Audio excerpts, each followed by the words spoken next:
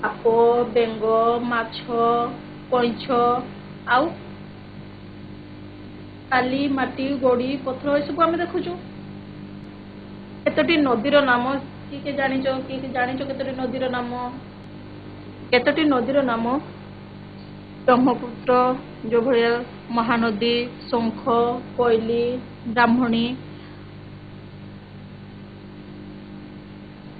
ଜାଣିଥିବ। ଜଳର ଗତି କିପରି ଥାଏ ନା ନିମ୍ନଗାମୀ ଥାଏ? ଉପରୁ ତଳକୁ ଯାଏ କି ତଳୁ ଉପରକୁ ଯାଏ? ଜଳର ଗତି ସବୁବେଳେ ଆମର କ'ଣ ଥାଏ? ନିମ୍ନଗାମୀ ଥାଏ। ଜଳର ଗତି କୋଉ ଭଳିଆ ଥାଏ? ନିମ୍ନଗାମୀ। କୋଉ ଭଳି ଥାଏ? ଯଦି ଏଇଟା ଗୋଟେ ଝରଣା ହେଲା, ଗଙ୍ଗା ବ୍ରହ୍ମପୁତ୍ର ଅବବାହିକାରେ ଜନଜୀବନ। ଦେଖ ପିଲାଏ, ନଦୀ ଓ ତାହାର ଉପନଦୀ ଗୁଡ଼ିକ ପର୍ବତରୁ ଉତ୍ପତ୍ତି ହୋଇଥାନ୍ତି। ପର୍ବତ ଶଯ୍ୟାରେ ପ୍ରବାହିତ ହେଲା ବେଳେ ମୃତ୍ତିକା କ୍ଷୟ କରିଥାନ୍ତି। ମାନେ କ'ଣ? ମାଟି କ'ଣ କରେ? ନଦୀ ପରିମାଣ ତୀବ୍ର ବେଗରେ ଯଦି ବହି ଆସୁଛି ହେଲେ କ'ଣ ହେଉଛି? ମାଟି କ୍ଷୟ ହେଇକରି ତାକୁ ତଳକୁ ଆସୁଛି। ମାଟି ଯେତେବେଳେ କ୍ଷୟ ହେଇକରି ତଳେ ଆସେ, ସେଇ ମାଟି ଗୋଟେଠି ସଞ୍ଚିତ ହେଇକରି ରହେ। ନିମ୍ନଗାମୀରେ ରହେ, ନହେଲେ ତାକୁ ଊର୍ଦ୍ଧ୍ୱଗାମୀ ତାକୁ ସାଇଡ୍ରେ ରଖିବା ପାଇଁ ପଡ଼େ। ଯେତେବେଳେ ନଦୀର ମଧ୍ୟ ଶଯ୍ୟା କିମ୍ବା ନିମ୍ନ ଶଯ୍ୟାରେ ପଟୁମାଟି କ'ଣ କରିଥାଏ? ଜମା ହୋଇକରି ରହିଥାଏ। ଆଉ ସେଇ ପଟୁ ମାଟିଟା କ'ଣ ହୋଇଥାଏ? ଅଧିକ ଉର୍ବର ହୋଇଥାଏ। ତା ଫଳରେ ସେଇଟା କୃଷି ପାଇଁ ଅଧିକ ଉପଯୋଗୀ ହୋଇଥାଏ। ହେଲେ ଆମ ଭାରତ ପ୍ରାୟ କ'ଣ ହେଇଥାଏ? କୃଷି ପ୍ରଧାନ ଦେଶ ହୋଇଥାଏ କି ନାହିଁ? ଦେଖ, ଏଇଠି ଯେତେବେଳେ ଆସୁଛି ନଦୀର ପାଣି ଗୁଡ଼ାକ, ସେଇଟା କ'ଣ ହେଉଛି? ସାଇଡ୍ରେ ମାଟି ପଥର ଗୁଡ଼ା ତଳକୁ ବହି ଦେଇକିରି ପଳେଇ ଆସୁଛି। ଆଣିକିରି ଗୋଟେ କ'ଣ ହେଉଛି? ସମତଳ। ତା ଫଳରେ କି ଏଠି ସମତଳ ଭୂମି ଗଠନ ହେଉଛି। ଆଉ ଏଇ ସମତଳ ଭୂମିଟା କରିଥିବାରୁ ସେଇଟା ଅଧିକ ଉର୍ବରଯୁକ୍ତ ସମତଳ ଭୂମି ହୋଇଥାଏ। ଯୋଉଠି ସମତଳ ଭୂମିଟା ମାନେ କ'ଣ ହୋଇଥାଏ? ଉର୍ବର ଥାଏ, ସେଇଠି ଅଧିକ ଲୋକ କ'ଣ କରନ୍ତି? ବସବାସ କରିଥାନ୍ତି।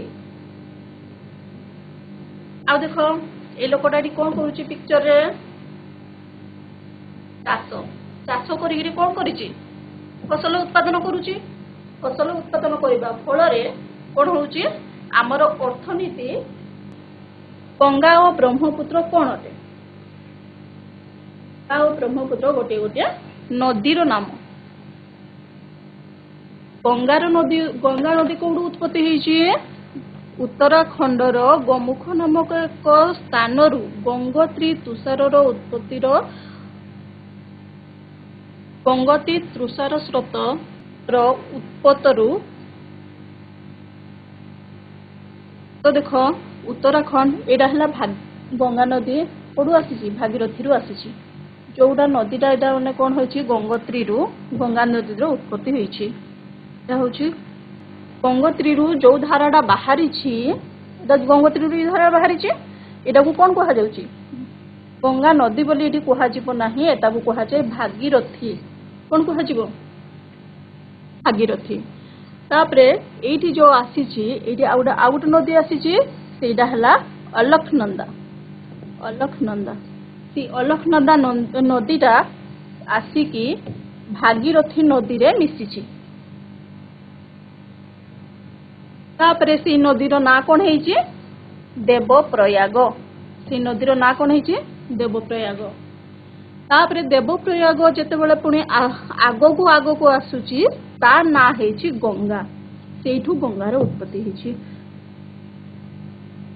এইটি কোশ্চিন আসে যে গঙ্গা নদীর উৎপত্তি কোঠু হয়েছি। তো আমি এইটি কোন কইবা? গঙ্গা নদীর উৎপত্তি গঙ্গোত্রীরু হচ্ছে, কিন্তু অলকনন্দারু ন কহিবা ନାହିଁ, কারণ অলকনন্দা নদীটা এটি আসিকি মিলিছি। প্রথম স্রোততার কোডা গঙ্গোত্রী। কোডা? গঙ্গোত্রী। ଏବେ ଦେଖ ଗଙ୍ଗା ନଦୀରେ ବହୁତ ଉପନଦୀ ଗୁଡାକ ମିଳିତ ହେଇଛି। ଗଙ୍ଗା ନଦୀ ଆସିଲା, ଗଙ୍ଗା ନଦୀ ଏଠି ଗଙ୍ଗା ନଦୀ ଆସିକି ଗଙ୍ଗା ନଦୀର ସ୍ରୋତ ଏଇଟା ଗଙ୍ଗୋତ୍ରୀରୁ ବାହାରିଛି। ଏଇଠି ଉପନଦୀ ଗୁଡାକ କଡା ଯମୁନା, ଚମ୍ବାଲ, ବେଟବା, ତାମସା, ଗୋମତୀ, এইগুড়াক সবু তাহার উপনদী। আহরি বহুত গুড়াক তার উপনদী গুড়াক অছি। তারপরে এবে দেখবা ব্রহ্মপুত্র নদী। ব্রহ্মপুত্র নদীর উৎপত্তি কোঠু হয়েছে? কৈলাস পর্বত জানিছ পিলা মানে সমস্তে? কৈলাস পর্বত যোউঠি কৈলাস পর্বত কোউঠি আছে? উত্তর দিগরে আছে।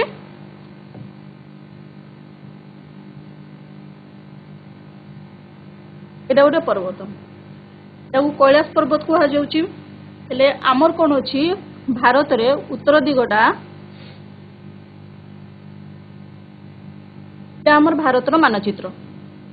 ଭାରତର ମାନଚିତ୍ରରେ ଉତ୍ତର ଦିଗଟା କୋଉଟା? ଉପରଟା। ତଳଟାକୁ କ'ଣ କହିବା? ଦକ୍ଷିଣ। କୋଉଟା କୋଉଟା? ତାକୁ ପୂର୍ବ କହିବା। ଆଉ ପଶ୍ଚିମଟା ଜାଣିପାରିଲ? ଉତ୍ତର, ଦକ୍ଷିଣ, ପୂର୍ବ, ପଶ୍ଚିମ। ତ ଆମର ହିମାଳୟ ପର୍ବତଟା ଯୋଉ ଆସୁଛି ସେଇଟା ଏଇଟା এই পাখরে ଅଛି ହିମାଳୟ ପର୍ବତ।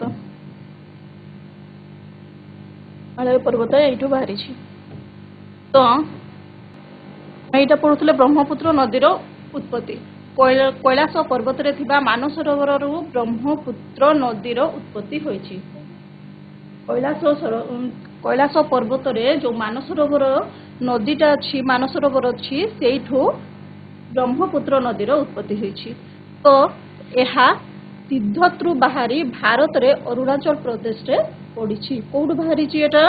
ତିବ୍ବତ ନାମକ ଏକ ସ୍ଥାନରୁ ବାହାରି କରି ସେଇଟା କୋଉଠୁ ପଡିଛି?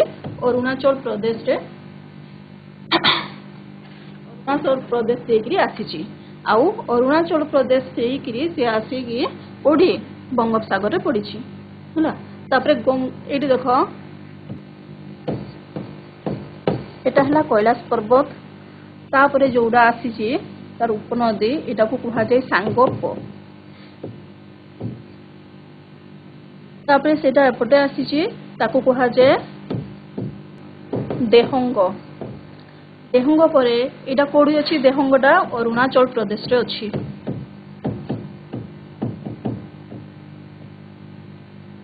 ଅରୁଣାଚଳ ପ୍ରଦେଶ ହେଇକିରି ଏଇଟା କ'ଣ ଆସୁଛି? ଆସାମରେ, ଆସାମ ଦେଇକିରି ଆସିଛି।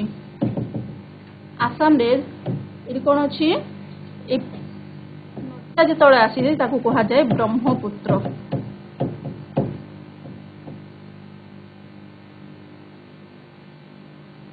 ଏବେ ପିଲାମାନେ ଜାଣିଲ ଯେ କୈଳାସ ପର୍ବତ ହେଇକିରି ଯୋଉ ଧାରାଟା ବାହାରିକି ଆସିଛି ତାକୁ ବ୍ରହ୍ମପୁତ୍ର ନ କହିକିରି ତାକୁ ଫାଷ୍ଟ କରି କୁହାଗଲା ସାଙ୍ଗୋପ, ତାପରେ କୁହାଗଲା ଦେହଙ୍ଗ। ଅରୁଣାଚଳ ପ୍ରଦେଶରେ ପ୍ରବେଶ ହେଲାରୁ ସେଟା ଥିଲା ଦେହଙ୍ଗ।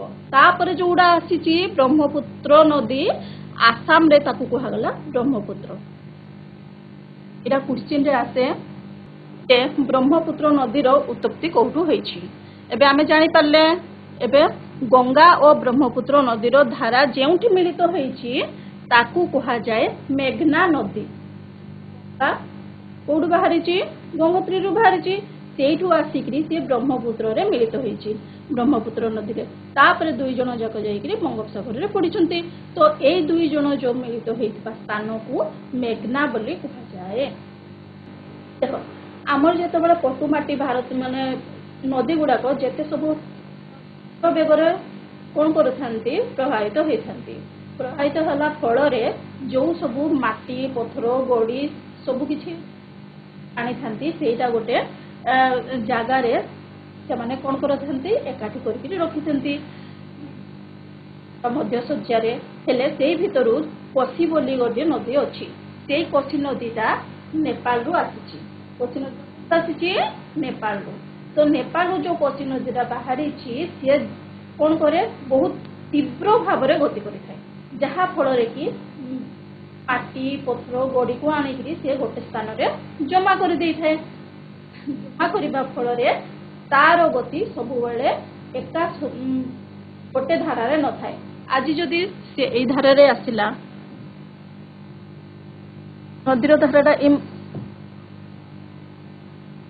स्रोतटा ये आसी से एपटे बही जाइए जदि गोड़ी माटी सब जमा करदेला तो तार स्रोत कुंड गतिटा को सी परिवर्तन कर दिए तो स्रोतर गति सी कौन करे परिवर्तन करी वर्ष एपटू आसुथबो तो ता आर वर्ष से एपटू आसुथे तो तार गति केतेबेले समान नहीं थे आज एपटू आसीबो तो माने आर वर्ष सेपटू बहिकरी आसे कारण को कारण सी सबू पटू माटी बहिकरी नहीं तलको आसी थाए सेति पई माने से बिहार आड़े देकरी प्रवेश करी थाए को नदी कोची नदीटा है जदि बिहार आड़े प्रवेश कला तो तीव्र बेगर जो आसी थाए वर्षा दिने सबू किछि बही नहीं जाई थाए ताको गाँ गंडा सहर गाई गोरु सब जहा फल रे कि ताको कौन कहा जाए बिहार रो दुख मध्य कहा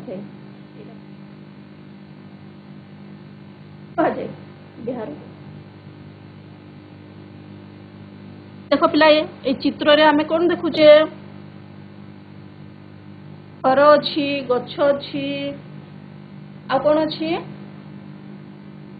प्रचुर परिमाण रे पानी बही आसुची जहा फल कौन होची चपलू धरिकी घर गछ जेते सबू लोक माने भी बासी जाउछंती आ गोटे देख गंगा और ब्रह्मपुत्र नदी रे गोटे सुसु नामक एक माछ तीन माछ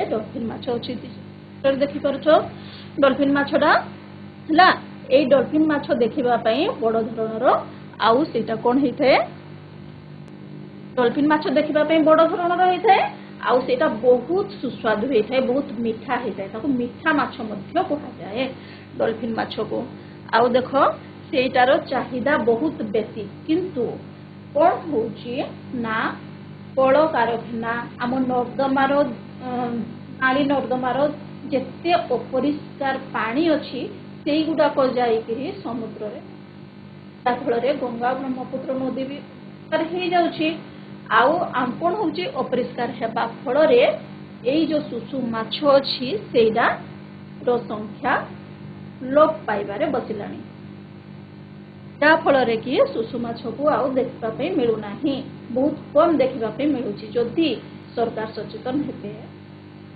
आमे लोक माने सचेतन हेबा नाली नर्दमार पानी को कौन करबा नदी को छाड़िबा नहीं नदी को छाड़िला फल रे छोट नदी जाई बड़ नदी रे मिसुची बड़ नदी रे मिसिबा फल रे आमे जेते अपरिष्कार पानी छोट नदी रे दउचो सेटा जाई बड़ नदी रे अपरिष्कार करूची जहा फल रे कि माछ मानकर संख्या भी कम लोक मैंने तो जहाँ रोग बेमारी पड़े पड़े माछ मैंने भी कौन मृत्युवरण होफल कि आम कौन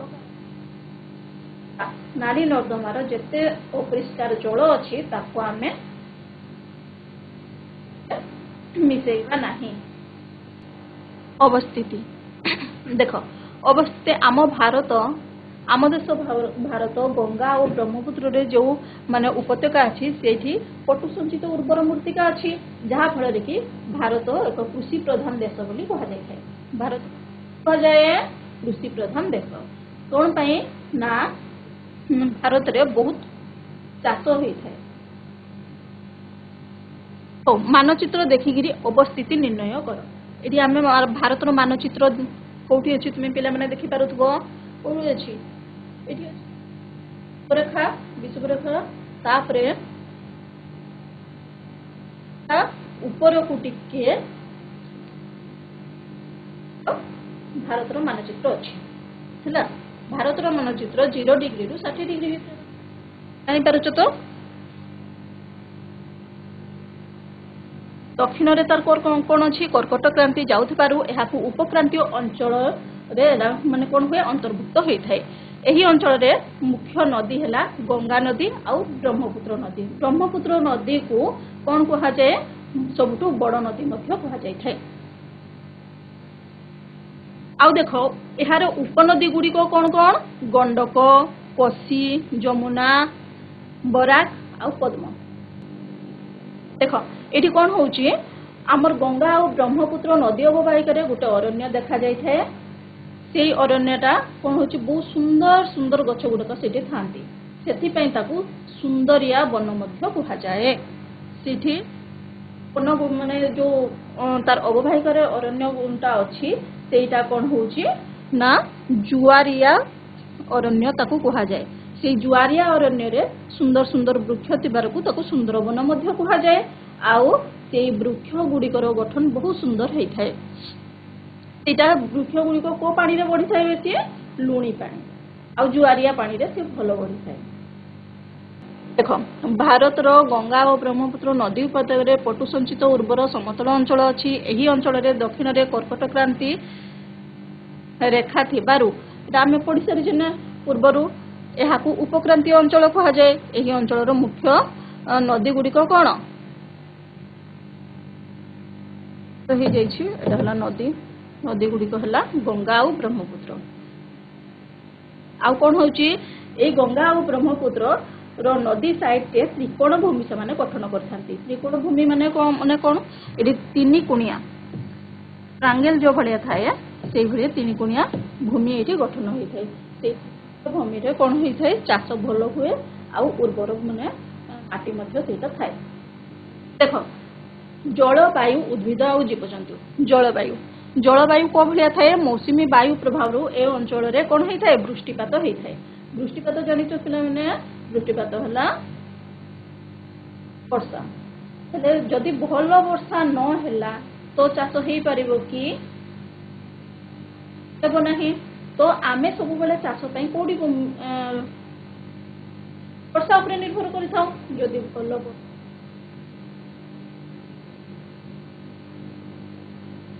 ପାରିବ ନାହିଁ ସେଥିପାଇଁ ତ ଦେଖ ଜଳବାୟୁ ଅନୁଭୂତ କୋଉ ଭଳିଆ ହୁଏ? ଆମ ମାନେ ଦେଶରେ ଗ୍ରୀଷ୍ମ ଆଉ ଶୀତର ପ୍ରଭାବ ଅଧିକ ହୋଇଥାଏ। ଶୀତ ଦିନେ ବେଶୀ ଶୀତ କରିଥାଏ ଆଉ ଗ୍ରୀଷ୍ମ ଦିନେ ବେଶୀ ଖରା ହେଇଥାଏ। ସେଥିପାଇଁ ଆମେ ଖରା ବର୍ଷା ଶୀତରୁ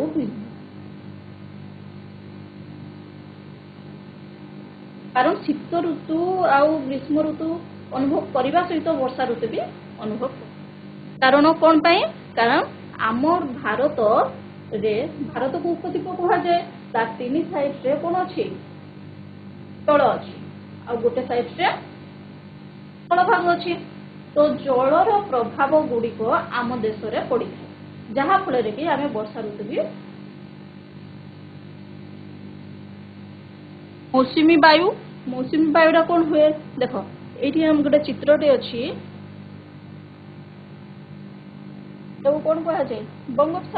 ବଙ୍ଗୋପସାଗରରୁ ଏଇଠି ମାନେ ତୋର ପଶ୍ଚିମ ଦିଗକୁ ଆସିଛି। ଏଇଟା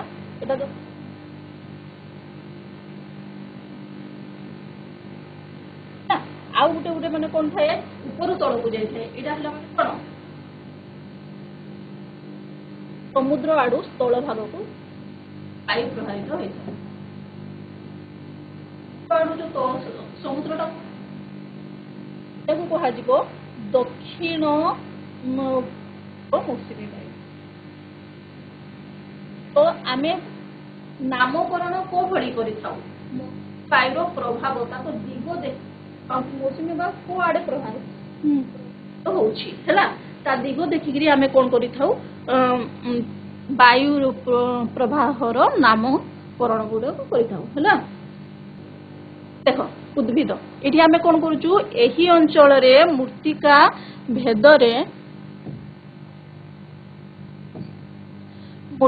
ଭେଦରେ ବିଭିନ୍ନ ପ୍ରକାର ଉଦ୍ଭିଦ ଦେଖାଯାଇଥାଏ। ଉଦ୍ଭିଦ ହେଲା ଗଛ। ଉଦ୍ଭିଦ ଆମେ ଗଛକୁ ଉଦ୍ଭିଦ କହୁଛୁ। ଆମେ କ'ଣ? ଆମେ ସବୁ ପ୍ରାଣୀ ଜଗତ ହେଲା। ପ୍ରାଣୀ ଜଗତ ଆମେ କ'ଣ କରୁଛୁ? ସବୁବେଳେ ଉଦ୍ଭିଦ ଜଗତ ଉପରେ ନିର୍ଭର କରିଥାଉ। ତ ଏହି ଅଞ୍ଚଳରେ ମୃତ୍ତିକା ଜାଣିଛ? ମାଟି ବହୁତ ପ୍ରକାର ଥାଏ। ଲାଲ ମାଟି, ଦୋରସା ମାଟି, ପଟୁ ମାଟି, ଚିକଣ କଳା ମାଟି, ବାଲିଆ ମାଟି ହେଲା। ମାଟି ଅନୁସାରେ ଆମର ଉଦ୍ଭିଦ ଗୁଡାକ ପଡିଥାନ୍ତି। ବାଲିଆ ମାଟିରେ ଯୋଉଭଳି କ'ଣ ଭଲ ହୁଏ? ମାଟିରେ କ'ଣ ଭଲ ହୁଏ? ବାଲିଆ ମାଟିରେ ଆମର କ'ଣ ହେଇଥାଏ?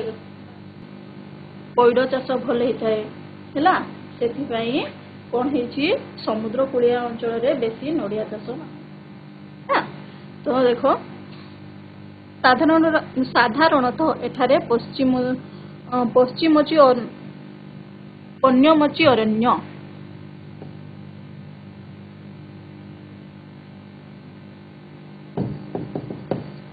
ପଣ୍ୟମଚୀ ଅରଣ୍ୟ ଦେଖାଯାଇଥାଏ। କୋଉଠି ଦେଖାଯାଇଥାଏ? ବ୍ରହ୍ମପୁତ୍ର ଅବବାହିକାରେ ହେଲା। ହେଲେ ଏଇ ପଣ୍ୟମଚୀ ଅରଣ୍ୟରେ କି ଗଛ ମିଳେ? ଶାଳ, ପିଆଶାଳ, ଶାଗୁଆନ, ଅଶ୍ୱତ୍ଥ, ଆଉ କ'ଣ? ସମତଳ ଅଞ୍ଚଳରେ ଆମ୍ବ ତୋଟା ଆଉ ବାଉଁଶ ଗଛ ବେଶୀ ମିଳିଥାଏ।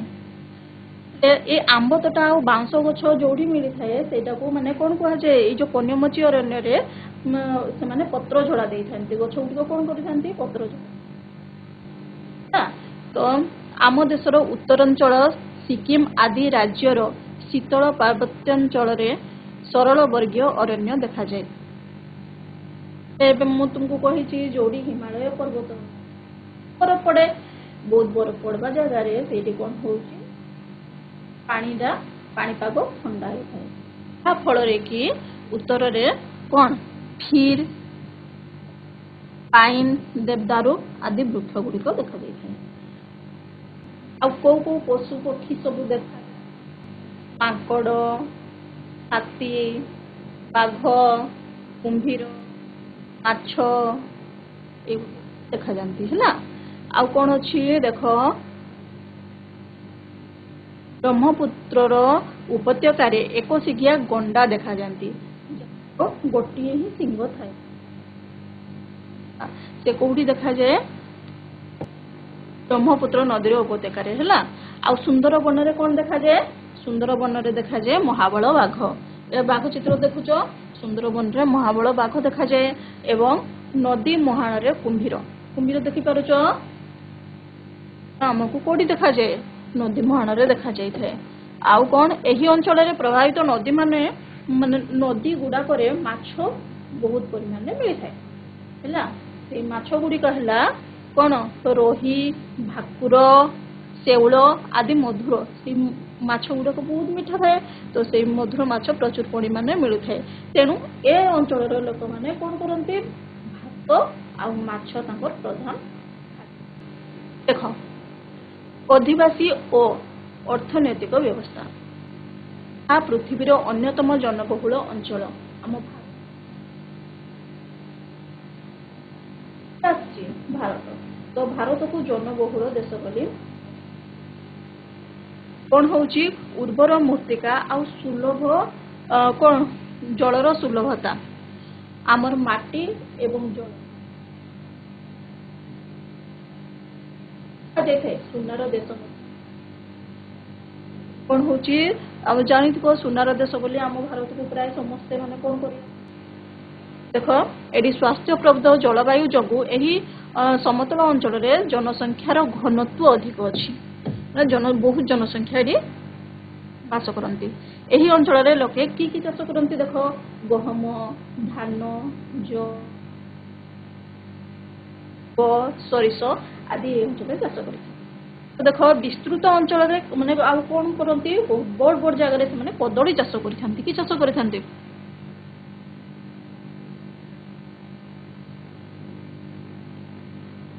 କଦଳୀ ବଗିଚା ଚାଷ କରିଥାନ୍ତି। ଆଉ ଦେଖ ଆସାମ, ପଶ୍ଚିମବଙ୍ଗର ପାର୍ବତ୍ୟ ଅଞ୍ଚଳରେ ପ୍ରାୟ କ'ଣ କରନ୍ତି? ଚା ଚାଷ କରନ୍ତି। ଚିତ୍ରରେ ଦେଖୁଥିବ ପିଲାମାନେ ଚା ଚାଷ ଚିତ୍ର ଅଛି ଏଠି। ଏଇଟା କ'ଣ କରନ୍ତି? ଆସାମରେ ବେଶୀ ଚା ଚାଷ କରାଯାଏ। ଆଉ ବିହାର କେତେକ ଅଞ୍ଚଳରେ ଆମେ ଟସର କ'ଣ କରନ୍ତି? ଟସର ଚାଷ କରନ୍ତି। ଟସର ଚାଷରେ କ'ଣ ହୁଏ? ବସ୍ତ୍ର ତିଆରି ହୋଇଥାଏ। ଦେଖ ଆଗ୍ରା ବୋଲି ଗୋଟେ ସହରରେ ଅଛି। କ'ଣ ଅଛି? ତାଜମହଲ ଅଛି। ଆଗ୍ରାରେ ତାଜମହଲ ଦେଖିପାରୁଥିବ। ତଳେ ଅଛି ଚିତ୍ରଟା ତାଜମହଲ ଚିତ୍ର। ସେଟା କୋଉଠି? ତାଜମହଲଟା ଆଗ୍ରାରେ ଅଛି। ଆଉ ଗଙ୍ଗା ଯମୁନା ଯୋଉଠି ମିଳନ ସ୍ଥଳଟା ସେଇଠି ଗୋଟେ ସହର ଆହ୍ଲାବାଦ ହେଲା। ଉତ୍ତରପ୍ରଦେଶ ଓ ବିହାରରେ କ'ଣ ଅଛି? ବୌଦ୍ଧ ସ୍ତୂପ ଅଛି। बौद्ध बुद्धदेव कौन करा जाए बुद्धदेव को पूजा करा जाए।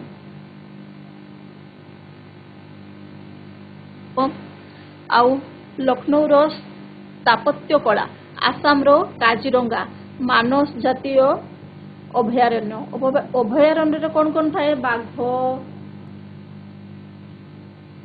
केते सब जीवजंतु कौन करती अभयारण्य आम रखी था। आउ कौन हुए अरुणाचल प्रदेश रो आदिवासी संस्कृति पर्यटक मानक आकृष्ट करथाए से आम मान देश को कौन करती बाहर लोक मैंने सब कौन थाए।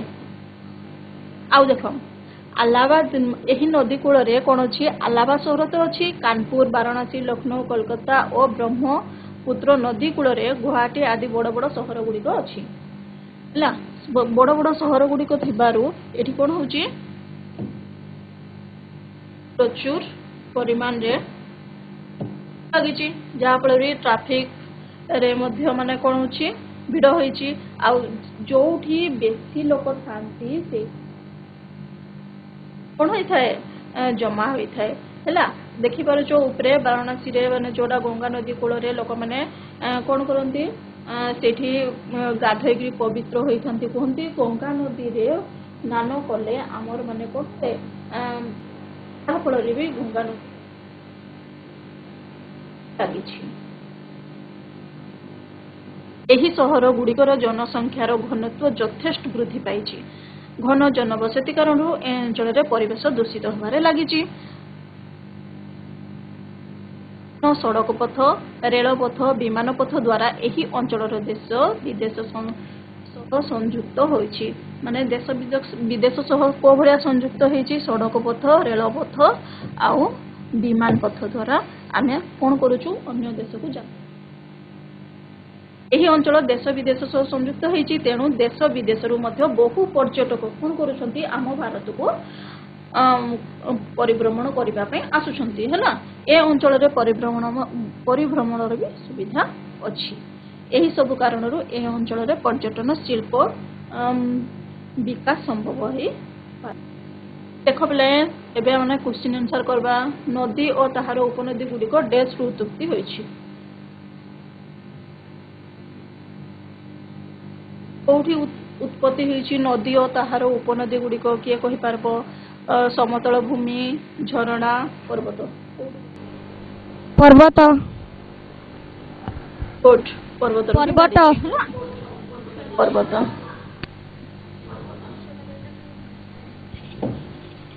Right answer. एबे कह पटु माटी गुड़िक उर्वर थिबारु देश पई उपयोगी होइथाय कहा पई उपयोगी होइथाय खेल चाष पई उपयोगी होइथाय हला। उत्तर वन रे देश नामक वृक्ष बहुल भाव रे जन्मे सुंदरी को नामक वृक्ष आंब सागवान सुंदरी वृक्ष को नामक वृक्ष सुंदरी वृक्ष गुड सुंदरी वृक्ष। उपनदीर नाम गुड़िक कौन कौन किए कहि पारबो यमुना शंख ब्राह्मणी ब्रह्मपुत्र आउ गंगार उपनदीर नाम कौन यमुना कि शंख कि ब्राह्मणी शंख शंख नहीं शंख नहीं हुए शंख नहीं आउ कह यमुना जमुना गुड जमुना जमुना हो जमुना पर्वत अच्छे इतार आंसर टा कौन कहल चाष तार आंसर टा सुंदरी वृक्ष इटा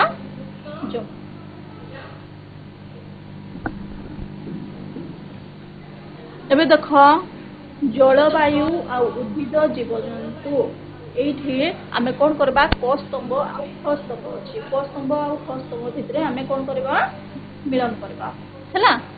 ये कौन कौन अच्छी मौसुमी वायु पर्णमोची अरण्य सरलवर्गीय अरण्य ब्रह्मपुत्र नदी उपत्यका सुंदरवन ख स्तंभ रे कौन अच्छी पाइन तो शाल महाबल बाघ एक सिंगिया गंडा ए कुह मौसुमी वायु कौन हम पाइन हम कि वृष्टिपात हम कि शाल हम महाबल बाघ हम कि एक सिंगिया गंडा वृष्टिपात गुड कौन हम वृष्टिपात वृष्टिपात वन्यमची अरण्य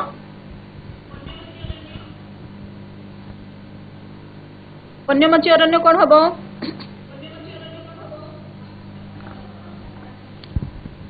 शाल शाल हम शाल सरल वर्गीय अरण्य सरल वर्गीय अरण्य पाइन पाइन पाइन ठीक अच्छे ठीक अच्छे ब्रह्मपुत्र नदी उपत्यका एक सिंगिया गंडा गुड सुंदरबन महाबल बाघ क्या हो समस्त भल उत्तर देच एबे कह ताजमहल केउ सहर रे अछि कोलकाता आसाम आग्रा आग्रा आग्रा आग्रा गुड आग्रा कैंसर बौद्ध स्तूप केउठारे अछि बिहार हां चाष चाष केउठारे करा बिहार छत्तीसगढ़ आसाम झारखंड आसाम आसाम ठीक अच्छे आंसर एबे देख गृह कार्य गंगा और ब्रह्मपुत्र अववाहिकार जल वायु और उद्भिद संबंध में तुम जहाँ जानिच घर लिखिकी आनिब